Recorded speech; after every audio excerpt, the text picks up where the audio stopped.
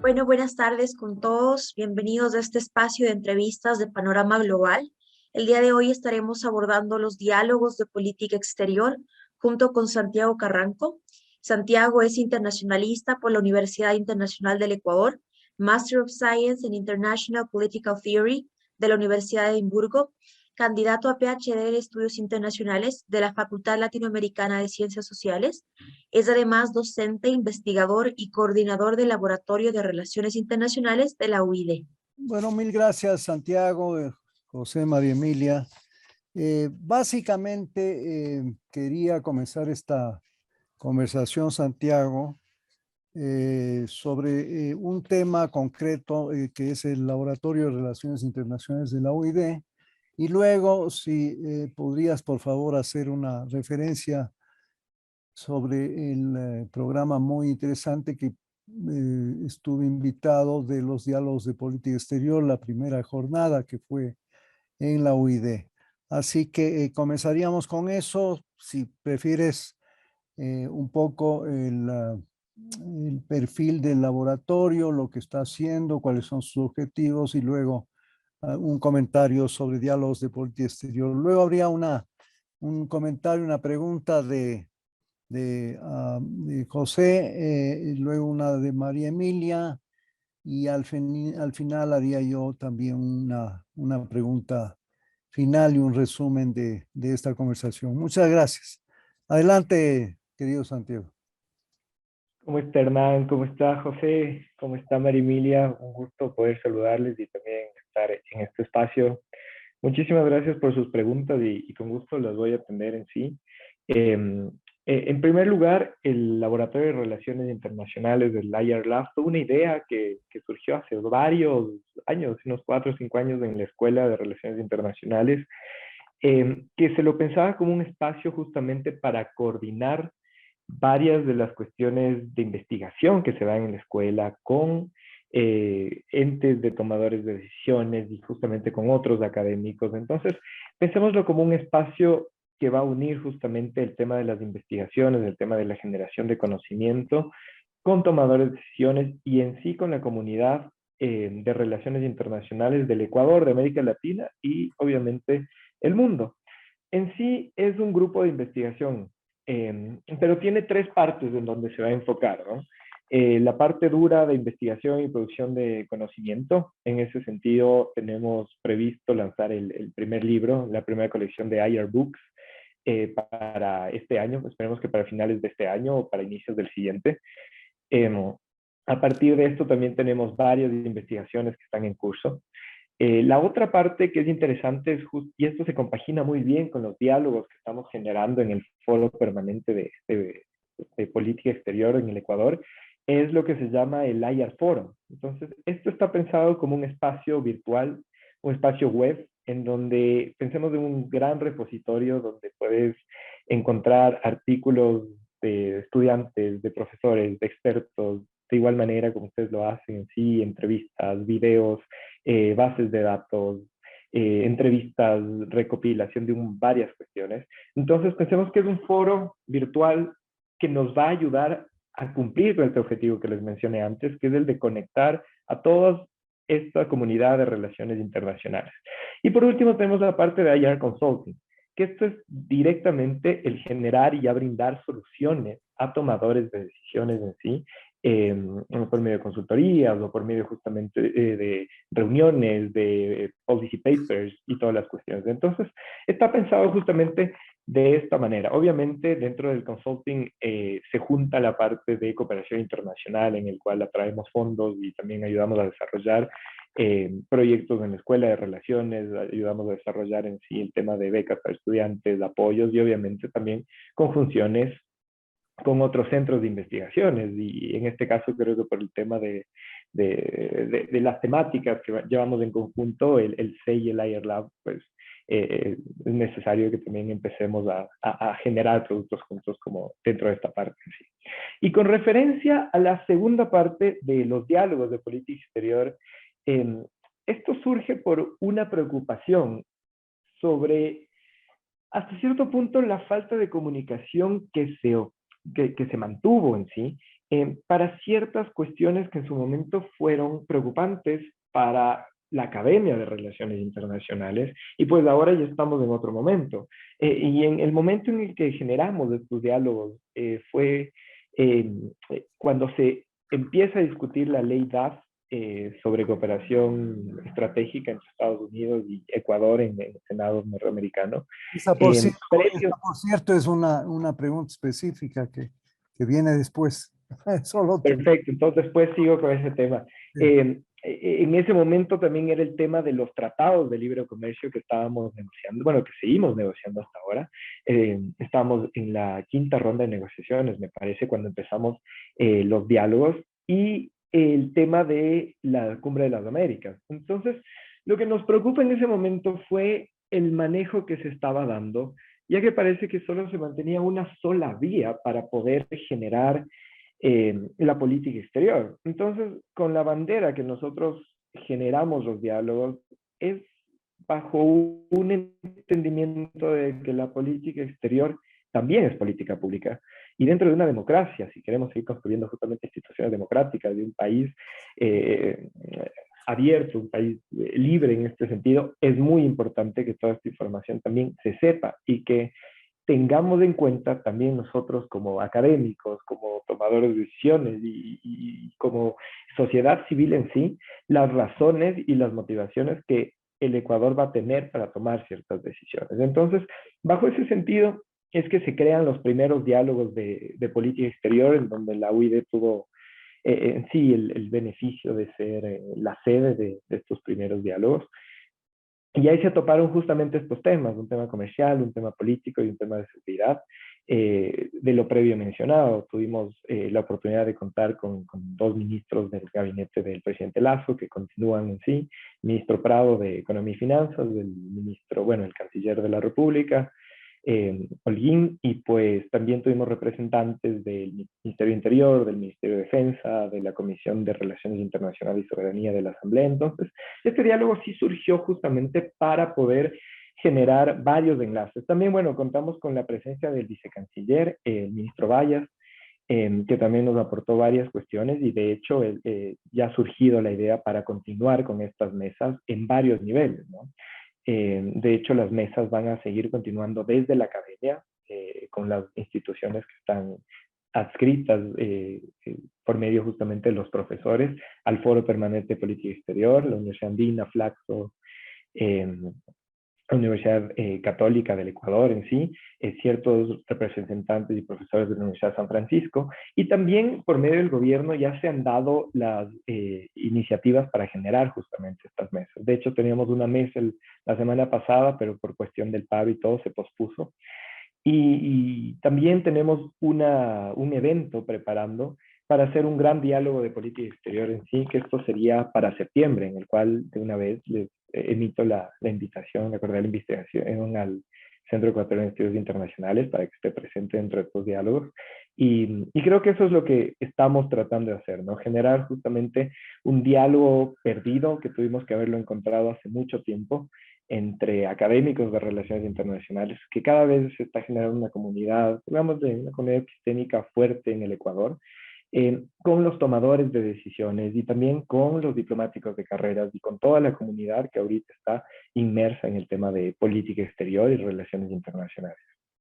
Fantástico. Bueno, sobre lo primero te felicito y felicito a todos los colegas de la escuela que han desarrollado el laboratorio.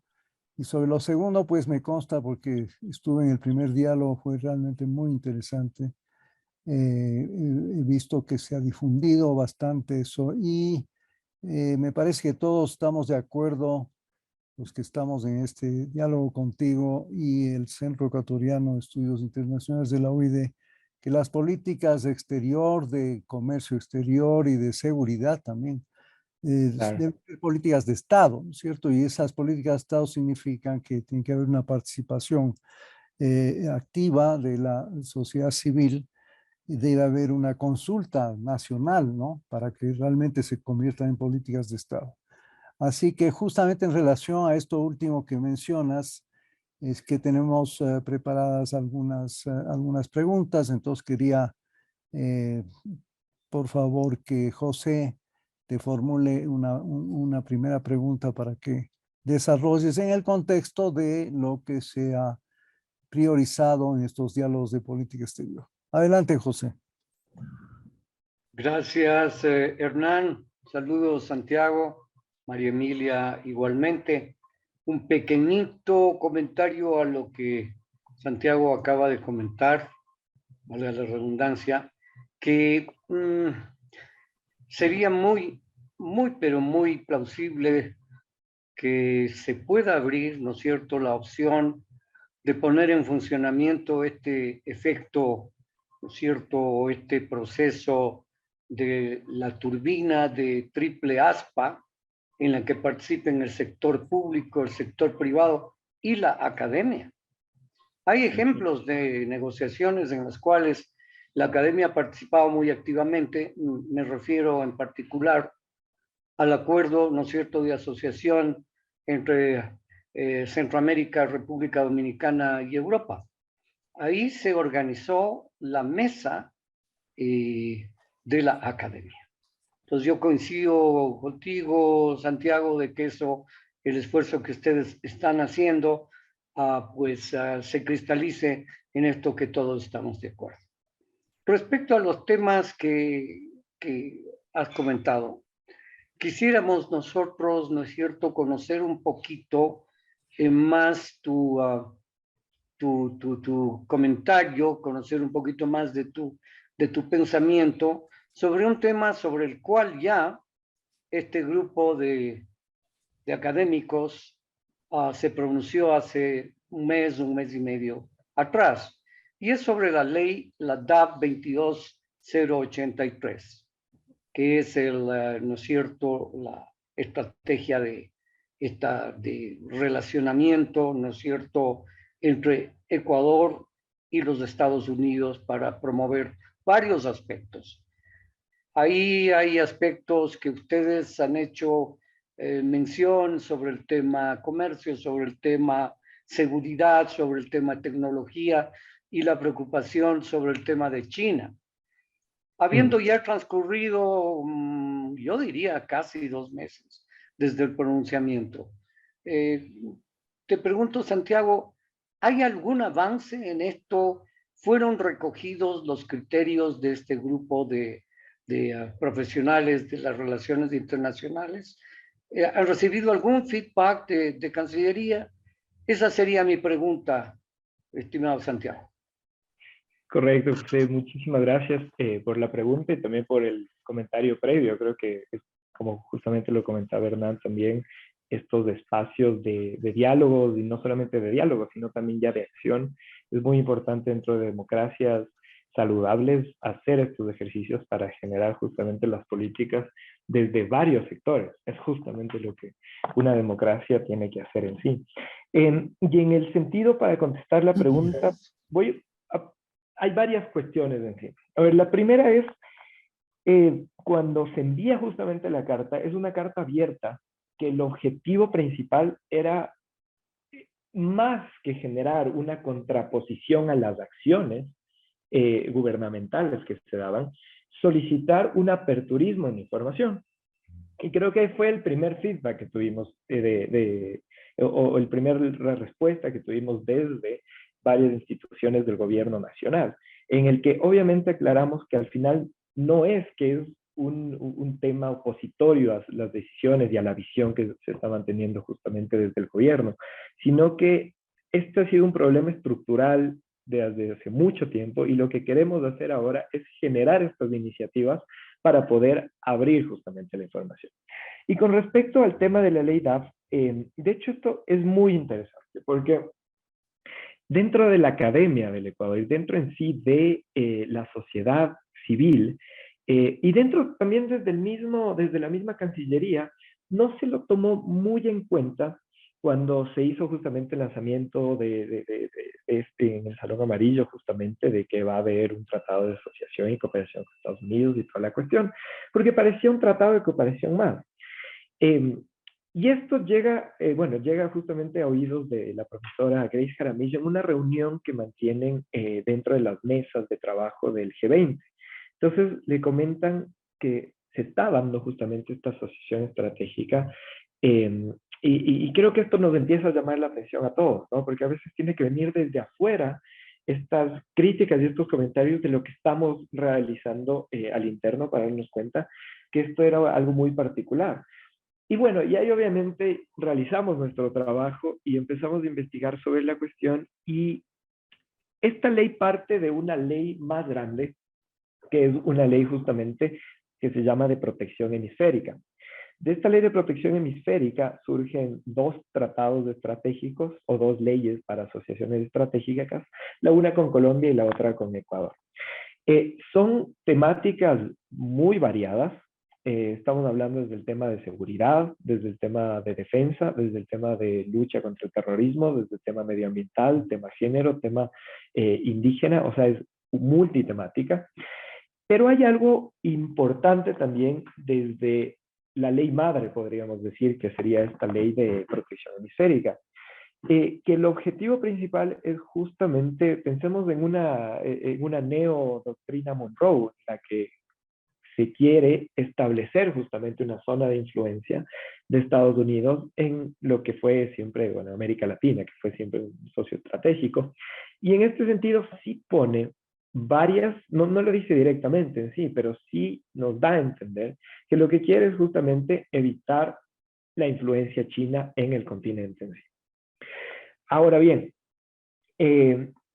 hay dos cuestiones que nos llaman la atención. Bueno, tres. Empecemos por la primera. La primera es que el Ecuador nunca ha mantenido una estrategia de alineación activa con ninguna potencia, ¿no? O sea, siempre hemos sido o tratado de ser justamente estratégicos y abiertos justamente porque sabemos que como una economía pequeña que somos y como un país pequeño que somos, no podemos darnos el lujo en sí de evitar o cerrarnos a algún mercado comercial o cerrarnos también a una asociación estratégica con varias potencias en sí, y menos aún cuando no estamos en una situación de un conflicto como lo que estábamos en la Guerra Fría o antes, ¿no? Entonces, eso es lo primero que nos llama la atención.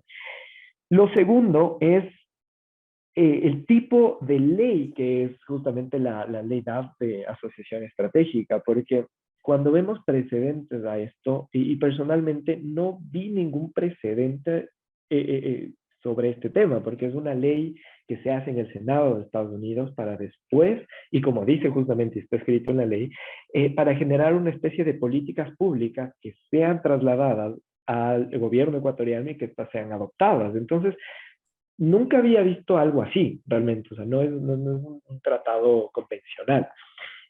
Algo parecido dentro de la historia a esta ley es lo que sucedió en 2004 con la ley patriótica, que era una ley transnacional, que de hecho fue justamente algo sin precedentes. Pero esto ya era un tema, bueno, el tema de ley patriótica era un tema de seguridad y era el tema de que generamos una lucha contra el terrorismo y el que no está aliado, pues, por ende, o el que no se alía a esta lucha por el terrorismo, por ende, lo consideramos enemigo. Entonces, era esta ley transnacional doméstica que después se amplió. Ahora bien, si bien esta ley DAF de asociación estratégica no es tan fuerte y tan con cuestiones de seguridad, yo le veo como un precedente porque no es un acuerdo comercial en sí. Y ahora bien, ahí viene la cuestión. No estábamos criticando per se la asociación estratégica, porque si como Estado vemos que objetivamente esto es más beneficioso o mantener un alineamiento estratégico activo es más beneficioso que no tenerlo, pues nos parece correcto. Ahora bien, ese es el punto. ¿Bajo qué metodología, bajo qué criterios decidimos que esto puede ser beneficioso? Simplemente un tema que siempre se discutió. Por ejemplo, la tecnología china, que de hecho nosotros utilizamos para generar nuestro, bueno, sí, el tema de inteligencia, el tema de seguridad, con la cuestión del EQ911. Esto saldría afectado justamente si nosotros empezamos a revisar la ley. De hecho, China en sí estaba preocupado justamente por este tema en sí. Entonces, ahí viene la cuestión. En el caso de que nosotros firmemos un tratado de asociación y estemos de acuerdo y todo, ¿se nos compensaría por este tipo de cuestiones? ¿Cuánto se nos otorgaría para prescindir de ciertas tecnologías, para impulsar otras tecnologías? Todo ese tipo de cuestiones. Yo creo que todo eso era una cuestión muy técnica que no se lo toma en cuenta. Entonces, se sabe que Colombia solicitó solamente para negociar, o sea, para decir, bueno, escuchemos el tema de la ley, ya un desembolso previo. El Ecuador ni siquiera ha solicitado un desembolso previo y ya de una u otra manera lo anunció en el renglón amarillo. Entonces, todo este tipo de cuestiones sí nos llamaron la atención y decir, bueno, ¿estamos ganando o estamos perdiendo? Eso es lo que nosotros solicitamos a partir del foro.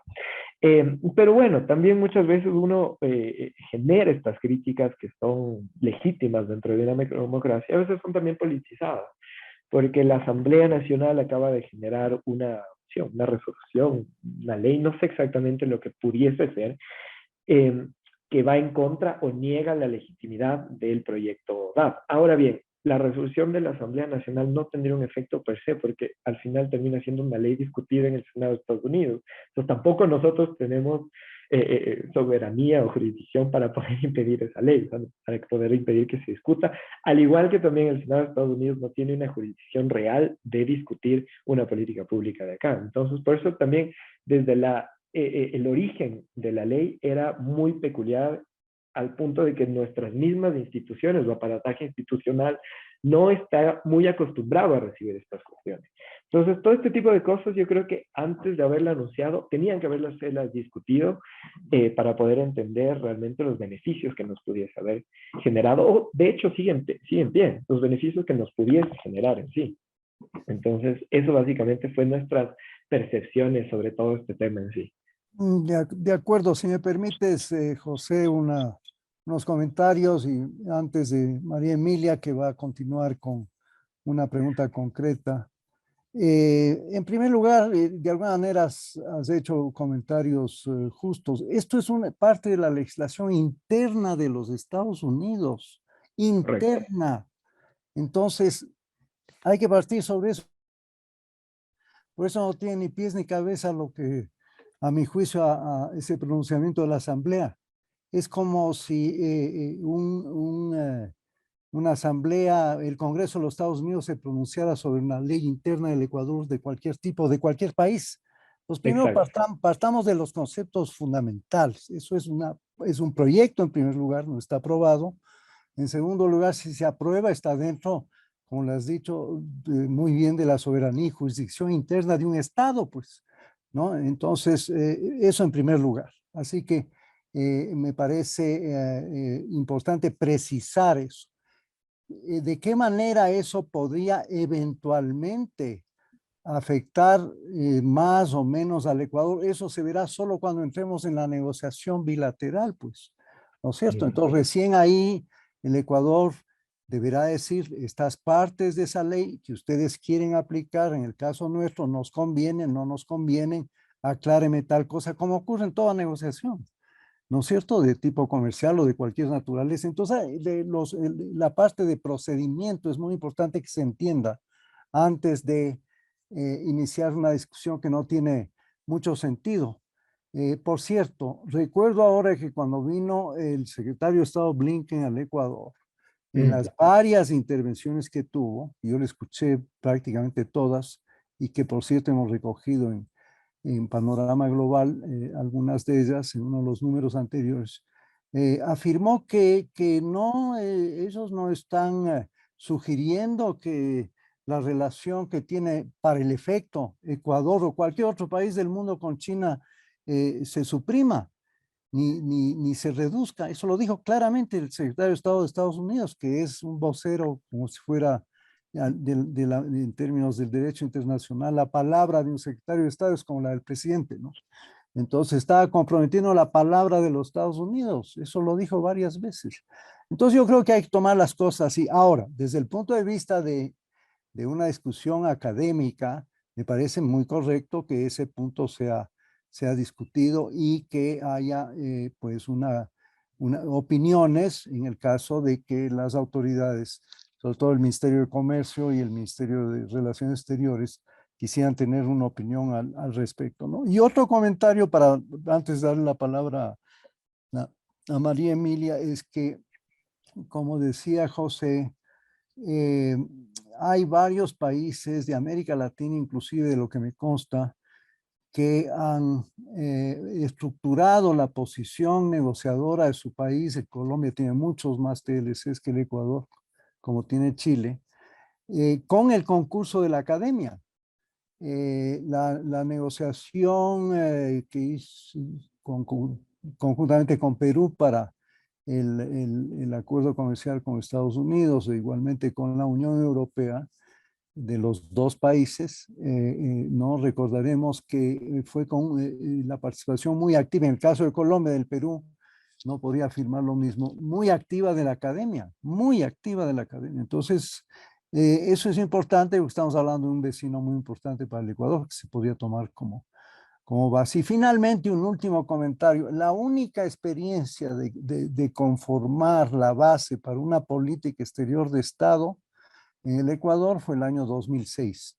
El año 2006 con el Planex, el Plan de Política Exterior, cuando fue ministro durante un año Francisco Carrión, y nuestro recortado amigo, que en paz descanse, Javier Ponce, que fue el coordinador de eso. Bueno, ese es un documento base que desafortunadamente el gobierno que le sucedió, el inicio del correísmo, le puso en un cesto de basura, desafortunadamente, porque fue una contribución muy importante. Hubo mesas, yo estuve en una de esas mesas de diálogo, no solo en Quito, en Guayaquil, en Cuenca, en otras ciudades del país, con participación de especialistas, de representantes de gremios, de sindicatos, etcétera, justamente con el propósito de ir construyendo algo que sirva de base, ¿no?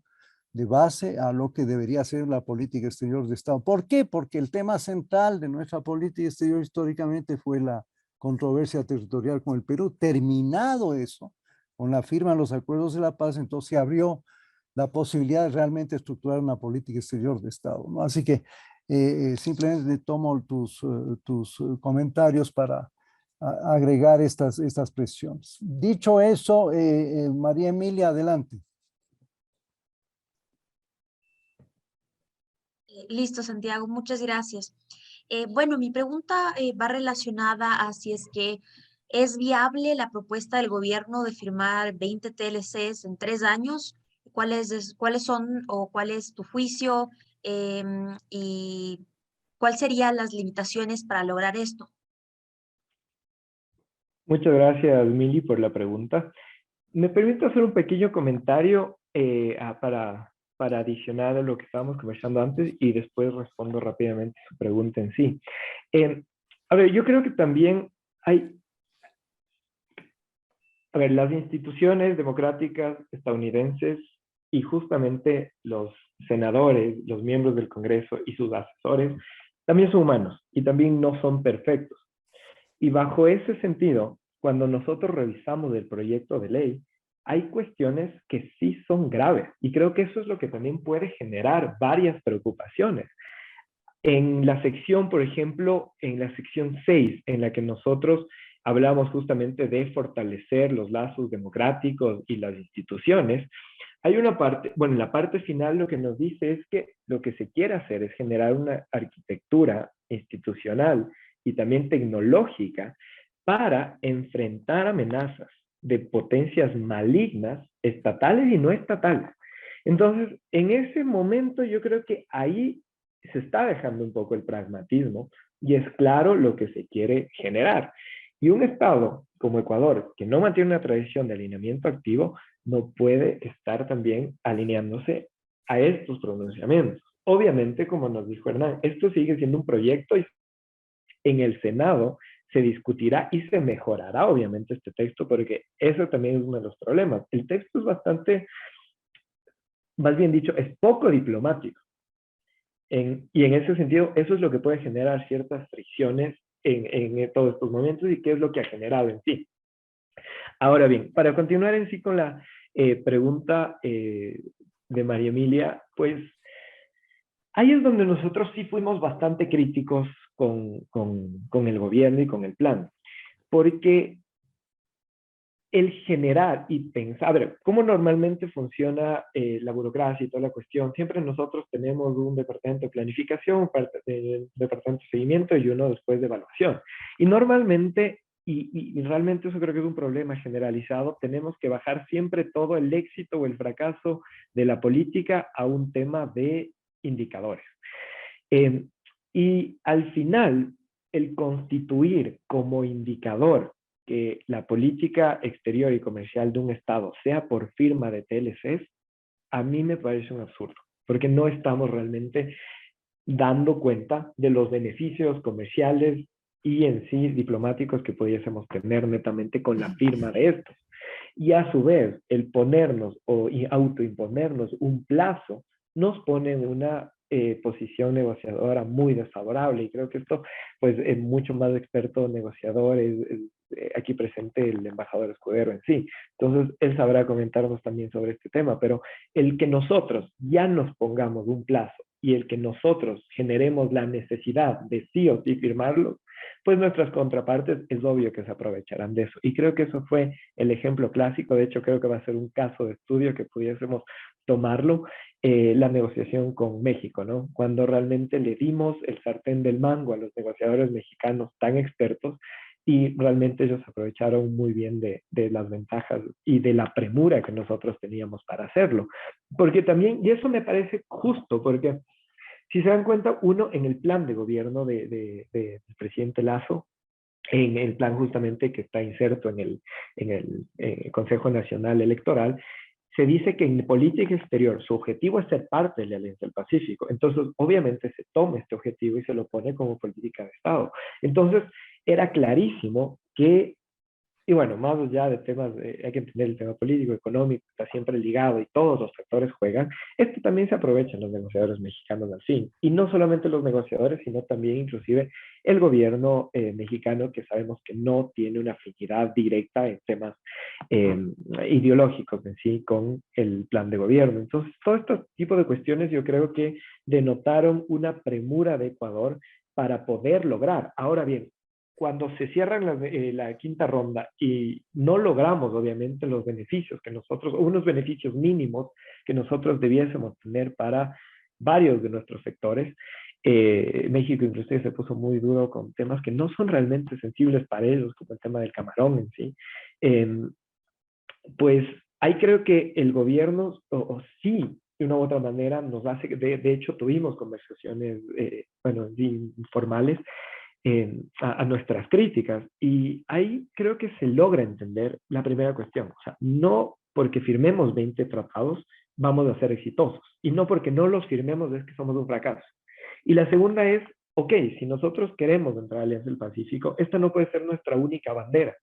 Tenemos que ser estratégicos. Si nos toma tiempo para entrar en sí, pues nos tomará tiempo. Y si las condiciones son favorables luego, pues serán favorables luego. Entonces, no debemos manejarnos con esta premura y creo que eso también nos deja varias lecciones a nuestros negociadores y también a la forma de cómo generar indicadores. Ahora bien, también somos autoconscientes como académicos que no hemos desarrollado realmente indicadores para generar una política exterior exitosa. Entonces, creo que esa también va a ser una parte fuerte de la academia y un compromiso que deberíamos adquirir para solventar esta necesidad de la política pública, de la administración pública, de generar realmente indicadores que puedan ser utilizados no solamente en esta administración, sino a futuro para saber qué es realmente una política exterior y comercial exitosa. Y creo que esto tiene que ser un trabajo no de un mes, no de 2 meses, no de una consultoría netamente, sino creo que el esfuerzo tanto que hace el CEI como el Laboratorio de Relaciones Internacionales y varios centros de pensamiento pueden estar guiados justamente a este tema. Entonces, para no simplemente generar el proyecto ideacional de desarrollo, el proyecto ideacional de lo que tendría que ser la política exterior, solamente en palabras, sino ya también en formas de cómo llegar a hacerlo. Y estas formas sí se trasladan lamentablemente a la normalidad de la administración pública, que es indicadores, cumplimientos y todo este tipo de cuestiones. Entonces, ahí tenemos un gran trabajo como internacionalistas y como académicos de relaciones internacionales acá en Ecuador.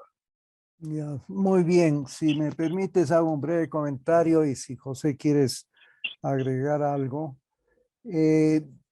Sí, el hecho de ponerse plazos en una negociación comercial bilateral o multilateral no tiene sentido.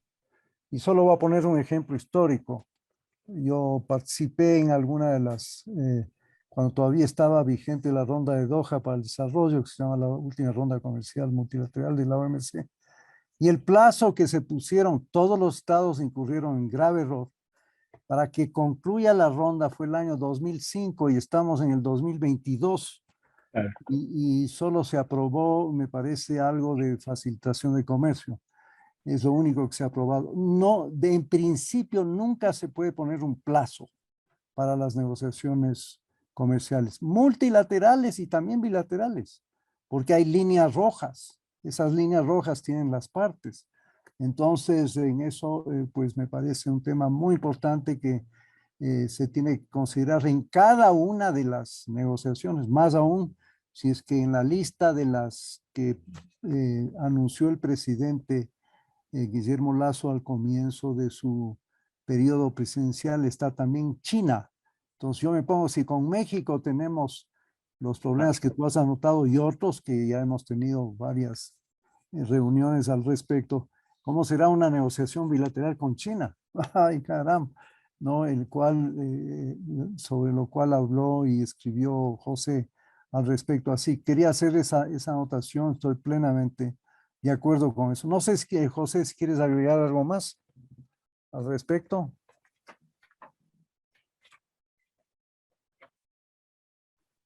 Está sin...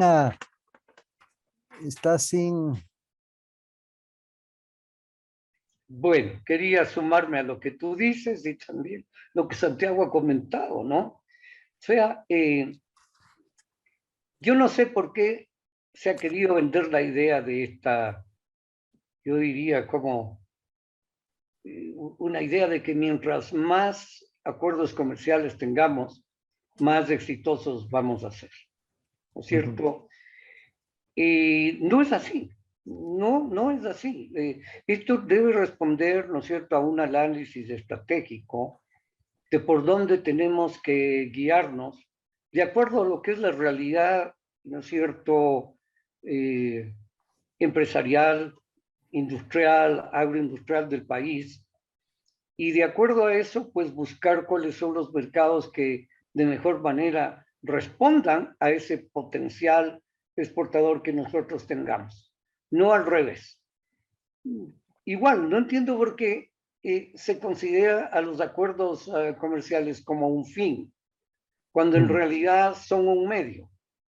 Si nosotros no tenemos una base industrial, agroindustrial, pesquera fuerte, podemos tener 1000 acuerdos comerciales que no los vamos a poder aprovechar. Y los ejemplos sobran. Tenemos acuerdos con Mercosur, tenemos acuerdo con Chile, y nuestra oferta exportable sigue siendo tan limitada como era hace 15 o 20 años. Y el otro tema es que hay prioridades en esto de definir políticas de comercio exterior que son relacionadas con el tema de competitividad. Todavía tenemos, ¿no es cierto?, algunas y graves lagunas en el tema de competitividad. Y si no hacemos un match, ¿no es cierto?, entre potenciales objetivos de comercio internacional y no nos acordamos de la parte competitiva, no vamos a ser muy exitosos, que digamos. Entonces, quizá esto podría ser bueno, ¿no es cierto?, hacerles la reflexión a quienes están detrás de esto con este análisis. O sea, no es mala la idea, pero es poco pragmática. Correcto. Poco, yo diría, objetivamente dable y exitosa. Yo preferiría una política de acuerdos comerciales más bien diseñada desde una estrategia de concentración. Es decir, en dónde nosotros podemos realmente ubicar lo que es la canasta exportable del Ecuador y la oferta exportable del Ecuador. Acompañarla con un tema de competitividad y de fomento a las actividades que tienen potencial de exportación. Agroindustria, acuacultura, pesca, por ahí van las cosas. Y desde luego en servicios turismo, ¿no? Eso podría añadir Hernán, Santiago y María Emilia. Perfecto, muchas gracias. Muy importantes sus comentarios, coincido plenamente. Y quería un poco que vayamos ya concluyendo por el tiempo con esta muy grata conversación. Y le voy a citar a nuestra amiga, colega, muy apreciada, Grace Jaramillo. Ella tiene un artículo en la revista de la Academia Diplomática, volumen 5, edición 2022.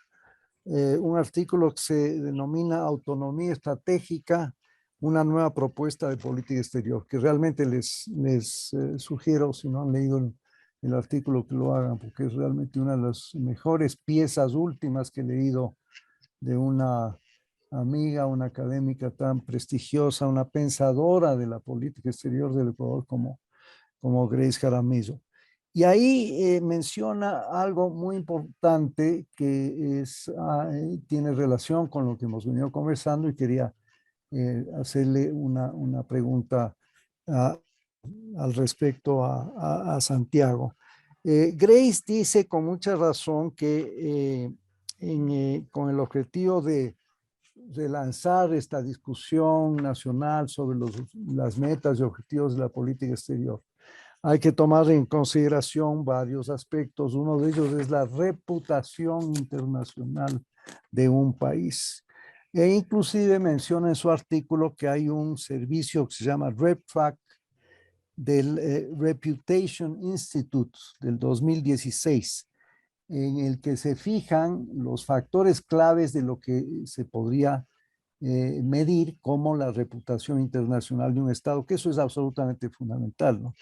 Desafortunadamente, después de lo que hemos vivido en estos 18 días o estas 3 semanas, en términos solo generales de reputación internacional, creo que no nos ha ido muy bien como país, ¿no? Y se ha notado en el valor de la deuda externa del Ecuador, ¿no? Claramente hubo un bajonazo en ese sentido. Entonces, volviendo a lo de Grace, dice que hay 3 factores fundamentales en la reputación de un país, que tienen íntima relación, no solo para construir una política exterior, también una política de seguridad y comercio exterior, sino también la percepción internacional, que es absolutamente clave, de cómo se le ve al país en el exterior, ¿no? Desde el punto de vista diplomático, desde el punto de vista de la posibilidad de inversión extranjera directa en el Ecuador, desde el punto de vista de la propia cooperación internacional.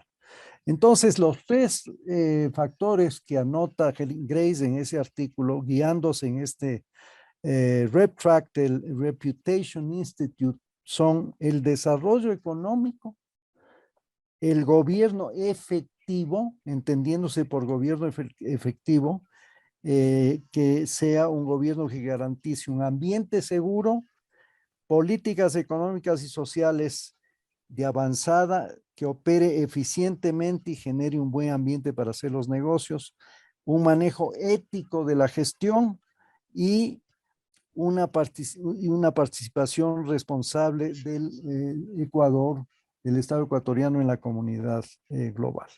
Y el tercer factor es un entorno atractivo, que también hay unos porcentajes ahí que no voy a mencionar en este agregado de la reputación internacional de acuerdo a este instituto, que tiene que ver desde luego con los factores naturales que tenemos en nuestro país, la parte cultural, que es muy importante, ¿no? Entonces, esto es algo que me parece muy importante para tomarlo en consideración a futuro en los diálogos de política exterior. Naturalmente también nosotros en el Centro Ecuatoriano de Estudios Internacionales. Es más, estaba pensando yo en que dediquemos un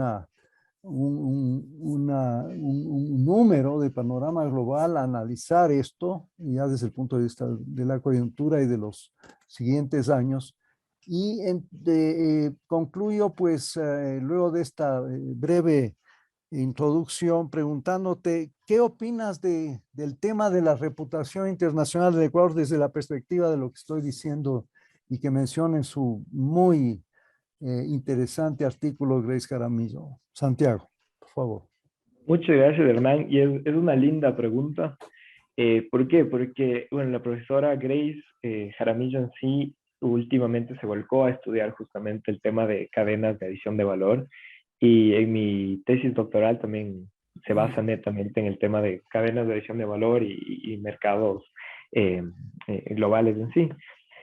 Y aquí hay algo muy, bueno, hay dos cosas. La primera cuestión con la que quiero introducir, después ya voy directamente a la pregunta, es que el mundo en serio ha cambiado muchísimo, ha cambiado un montón.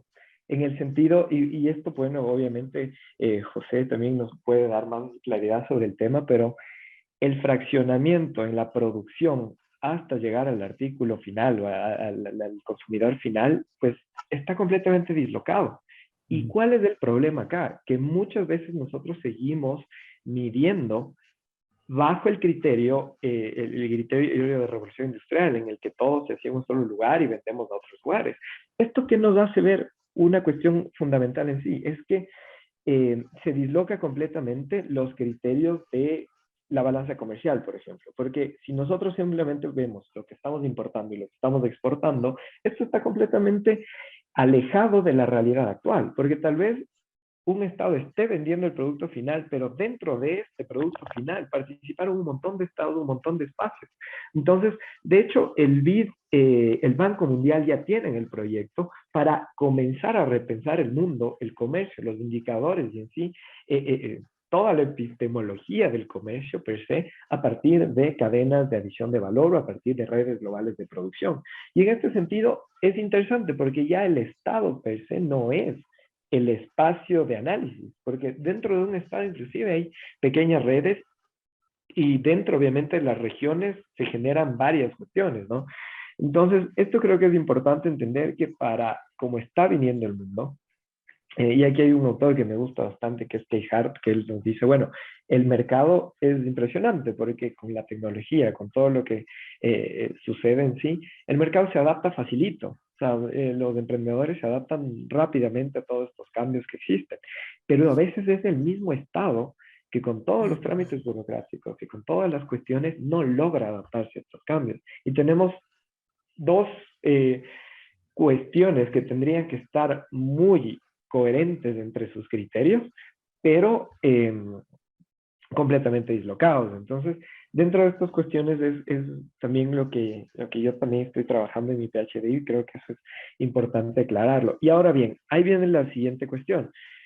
Creo que muchos de los índices que nosotros tenemos son muy buenos para tomarlos como referencia, porque de igual manera, creo que estos índices son creados y son esfuerzos de académicos de otros lugares muy fuertes justamente para solventar estos problemas que yo comenté antes. Ahora bien, creo que siempre como Ecuador, apegarnos a estos índices, vamos a perder, porque no están constituidos bajo estándares de otros estados, de estados que ya pasaron por estas cuestiones. Ahora bien, como y ahí cito a Charia, no podemos descartarlos tampoco, porque al final creo que el esfuerzo de conocimiento que se han hecho para generarlos y establecer como cuestiones valiosas para que un Estado pueda tener más opciones para firmar tratados o acceder a inversión extranjera, pues son correctos. Lo que sí no estaría de acuerdo al 100% es tomarlos, copiarlos y tratar de alcanzarlos, porque ahí vamos a caer en el ciclo de siempre estar fallando para aplicar cuestiones de política que no están de acuerdo a nuestros estados. Yo creo, por ejemplo, y ya que lo comentó hace un momento Hernán, creo que el paro en sí obviamente es un golpe fuertísimo para todos, pero hay también que rescatar ciertas cosas. Y creo que lo que hay que rescatar es esta idea de que ya el grupo, o más bien toda la CONAIE y todo, hubo un momento en que dijo, ok, nosotros ya nos queremos separar de todos estos que están causando terrorismo y todas las cuestiones, y eso habría que aprovecharlo, por ejemplo.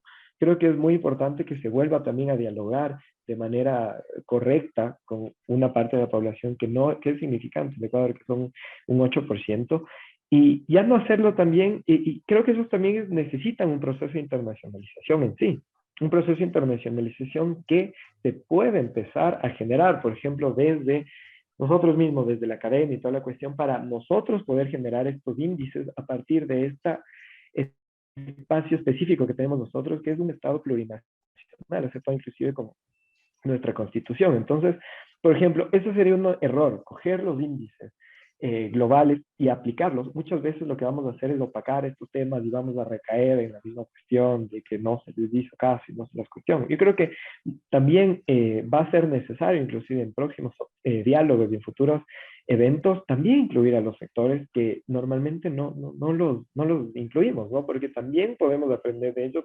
Y más importante, creo que eh, esta disociación a veces que se ha tenido dentro de la estructura sí, social ecuatoriana, ha hecho que la única herramienta con la que tienen para negociar es justamente venir, causar terror, hacer completamente los paros y todo.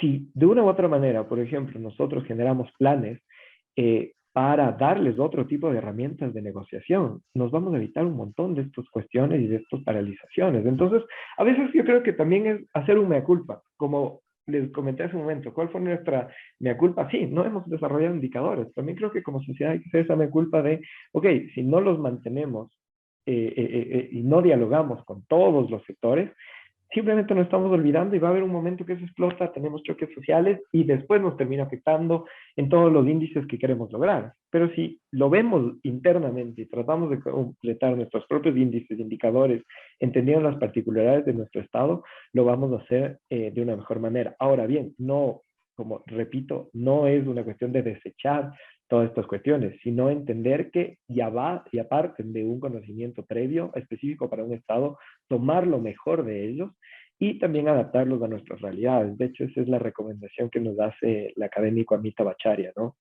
Que es un punto medio justamente para repensar las relaciones internacionales. Claro que sí, porque somos un país en desarrollo, entonces hay que ver estándares que se enmarquen en nuestra condición de país en desarrollo. Estoy plenamente de acuerdo con lo que dice, pero sin descuidar también los estándares internacionales, ¿no? Porque ese de alguna manera tiene que ser el objetivo en varios aspectos. Un par de cosas sobre lo último que dijiste. Hoy escuchaba un programa ahora de Carlos Vera, creo que fue ayer, que le entrevistó a Mario Pazmiño, que por cierto tiene un artículo que nos mandó para Panorama Global 18. Y estaba alguien ahí que intervino luego, que un conocedor de las comunidades indígenas, etcétera, y dio una estadística muy interesante que te llama la atención y te pones a pensar en todos los cantones de la Sierra Centro del Ecuador, donde hay una mayor concentración indígena, ganó largo el presidente Lasso. Entonces eso hubiera, digo, significado que si tenías ese respaldo, inmediatamente debía, paralelamente al plan de vacunación, por salvar vidas lo más importante, pues hacer un programa, ¿no? Si no lo tenían, pues desarrollar un programa con varios ministerios, tiene que ser abordado el Ministerio de Agricultura, Economía, etcétera, justamente en aquellos sectores rurales donde tuvo una gran votación, pues, y es algo que él decía que eso pues se ha postergado. Entonces esperemos que esa postergación pues no continúe. Estoy plenamente de acuerdo en que tiene que haber una incorporación. Y a propósito de un experto ya internacional como el coronel Mario Pazmiño en los temas de seguridad internacional, pues están identificados todos los grupos terroristas, insurgentes, paramilitares, cuasi guerrilleros, todos están identificados con nombres. Y eso lo sabe el gobierno y lo supo el presidente Moreno. Eso lo dijo en la entrevista con Carlos Vera, de tal manera que eso ya se sabe. Pero claro, una cosa es el tema de seguridad, la identificación de eso, y otra cosa es trabajar con las bases y con un sector importante de la población, sobre todo en la sierra, que es el indígena. Así que ese es el comentario que quería hacer. Esperemos que así ocurra, pero también es muy importante que claramente la dirigencia indígena no esté contaminada pues por estos grupos o por intereses políticos que quieren distorsionar, si es que hay algunas causas justas, ¿no es cierto?, de estos movimientos, que eso lo vimos claramente, ¿no? No sé si ustedes escucharon al dictador Maduro, porque para mí no es presidente legítimo, al dictador Maduro diciendo que el 16 de junio venía a Quito a celebrar los 100 años el romance del Libertador Bolívar con Manuelita Sáenz, fijó una fecha. Algo uno se queda pensando, ¿no?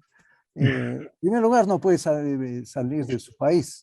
No solo irá a algunos países en los cuales podría moverse. Y luego, ¿cómo así esta cosa? Que coincidió justamente con la sesión de la Asamblea, que iba a tratar la destitución del artículo 130 de la Constitución. Así que simplemente para complementar lo que habías dicho y bueno, agradecerte muchísimo, Santiago, tus comentarios.